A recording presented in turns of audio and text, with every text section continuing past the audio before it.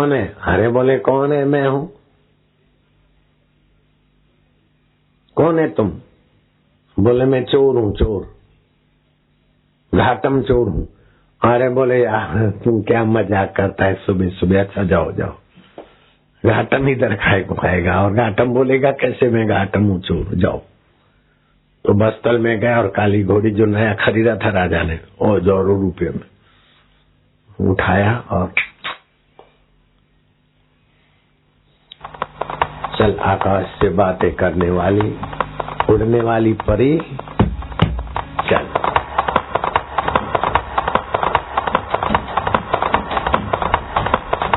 तबाक तबाक, जल्दी दौड़।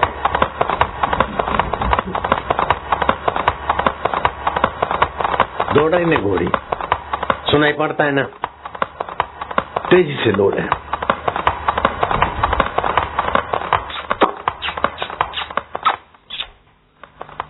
सुबह हो गया है, मंदिर में आरती हो रही, संत का सत्संग है।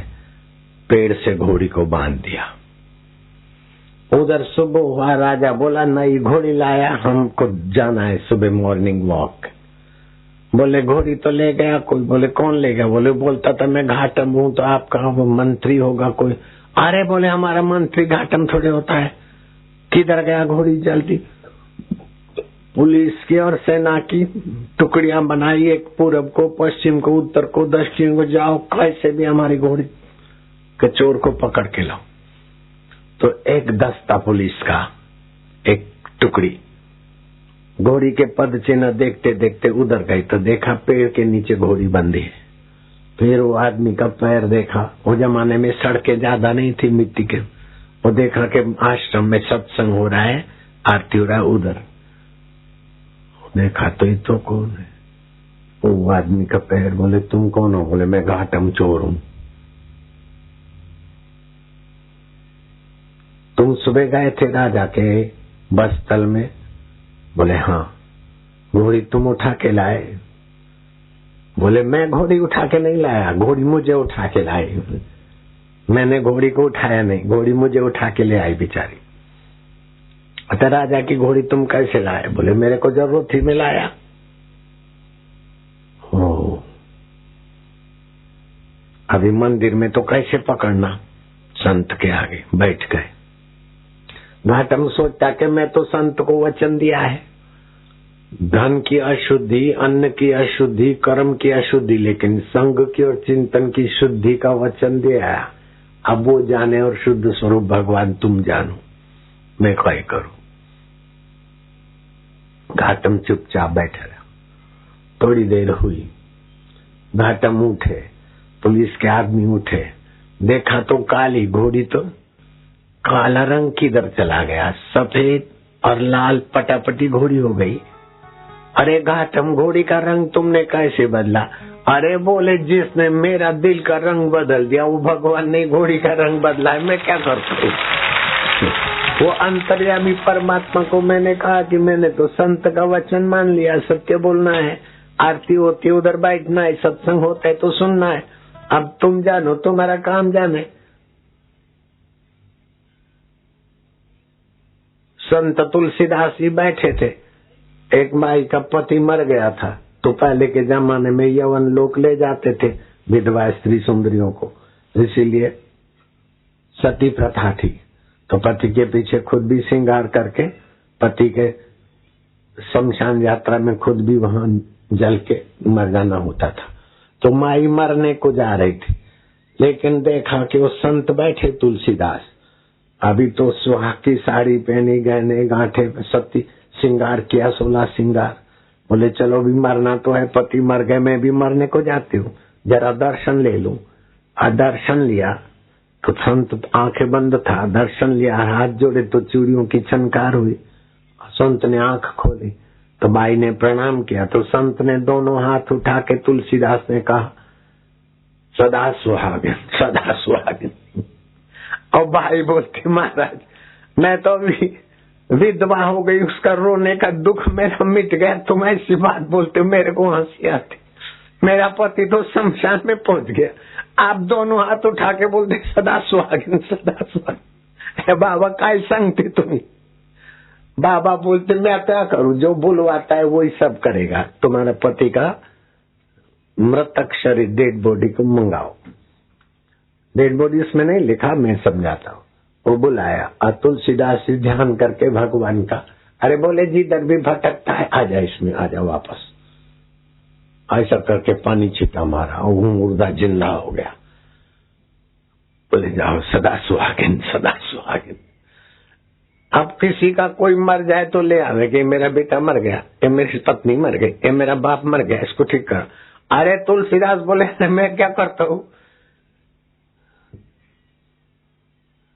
तुलसी मुआ, तुलसीदास ने चौपाई बनाई। तुलसी मुआ मंगाए के, तुलसी मुआ सिर पे मेला हाथ, सिर पे मेला हाथ, हम तो कछु जाने नहीं, हम तो कछु जाने नहीं, तुम जानो रघुनाथ, तुम जानो रघुनाथ। जो भगवान का चिंतन करते, भगवान उनके द्वारा ऐसा बुलवा देते, ऐसा करा देते। ज्ञानेश्वर ने और भैंस को स्पर्श कर दिया, भैंस वेद का वाणी बोलता है। चबूतरे को बोला चल, तो चबूतरा चलने लगता है। तो जो दिव्य चिंतन भगवान का करता है उसमें दिव्य शक्ति, दिव्य गुण भी आने लगते। तो जयपुर के घोड़ी गांव का 15-17 किलोमीटर दूर है जयपुर स्टेशन से। ओह, राजा का, जयपुर राजा का घोड़ी चुरा के तो ले गया, लेकिन संत का वचन रखा तो चिंतन संत का हुआ और भगवान की आरती और संत का दर्शन लिया तो चिंतन ऊंचा हुआ, दर्शन ऊंचा हुआ। फिर धंधा गड़बड़ी का था, तभी भी भगवान ने वो माफ करके घोड़ी का रंग बदल दिया।